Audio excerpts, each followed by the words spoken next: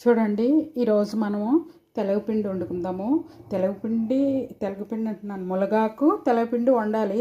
నా దగ్గర తెలగపిండి లేదు. చూడండి నేను నూపప్పు పెట్టుకున్నాను. నూపప్పు మిక్సీ చేసేసి వేస్తాను. అది ఎలా చేస్తున్నానో అన్నీ చూడండి. ఏది లేదు అని ఆగిపోక్కర్లేదు. చూడండి, వెల్లుల్లి, ఎండుమిరపకాయ, జీలకర్ర అంతే వేస్తాను నేను. ఉల్లిపాయలు, పచ్చిమిరపకాయలు అన్నీ వేయను. దాని టేస్ట్ వేరుగా ఉంటుంది. ఇలాగ మనం పోపు వేసుకుంటే బాగుంటుంది. అంటే మునగాకు పోపు వేయడం అన్నమాట.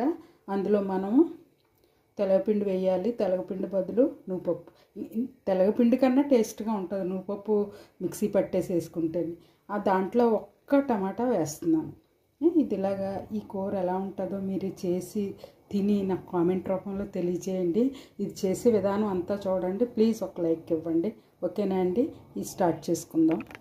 చూడండి, వెల్లుల్లి వేస్తున్నాను ఫస్ట్. మన పెద్దలు ఎందుకు పెట్టారో కానీ ఈ ఆషాఢంలో మునగాకు తినమని. ఈ మునగాకు తినడం వల్ల మునగాకులో ఎన్ని విటమిన్స్ ఉన్నాయో తెలుసా అండి? ఆరోగ్యానికి చాలా మంచిది. కాల్షియం ఉంటుంది ఫస్ట్. దాంతో ఎన్నో 300 రోగాలకి నయం చేస్తుందంట మునగాకు. అలాంటి ఆకును మనం నిర్లక్ష్యం చేస్తాం. ఎందుకంటే వండలేక, బద్దకించి, సమయానికి లేక. అలా కాకుండా ఈ మునగాకు కనీసం వారానికి ఒకసారి, ఇప్పుడే కాదండి, ఆషాఢ మాసమే కాదు, మామూలుగా కూడా మునగాకు తెచ్చుకుని వండుకుంటే చాలా మంచిది. బ్లడ్ లేని వాళ్ళకి బ్లడ్ పడుతుంది. అలాగే ఇంకొక విషయం ఏంటంటే, చూడండి, ఓవర్ బ్లీడ్ అయ్యే వాళ్ళకి పిట్టులో ఇది కలిపి పెడతారు. పిట్టు వండేటప్పుడు ఈ మునగాకు వేసి వండేసి బెల్లం వేయకుండా ఉత్తి నూనె వేసి కలిపి పెడతారు. వెంటనే అది నయం అవుతుంది అన్నమాట.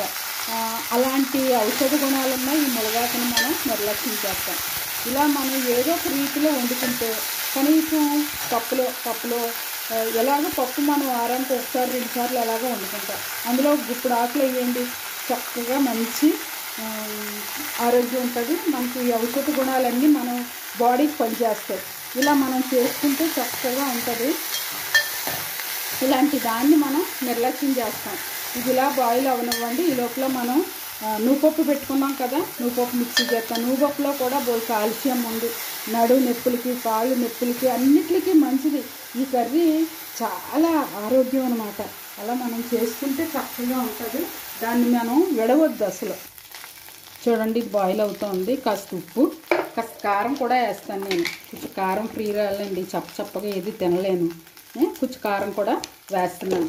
మామూలుగా అయితే ఈ పోపుకి కారం అక్కర్లేదు, ఎండుమిరపకాయ కారం సరిపోద్ది అంటారు. కానీ నాకు కొంచెం కారం వేసుకుంటే బాగుంటుందని నేను వేస్తాను.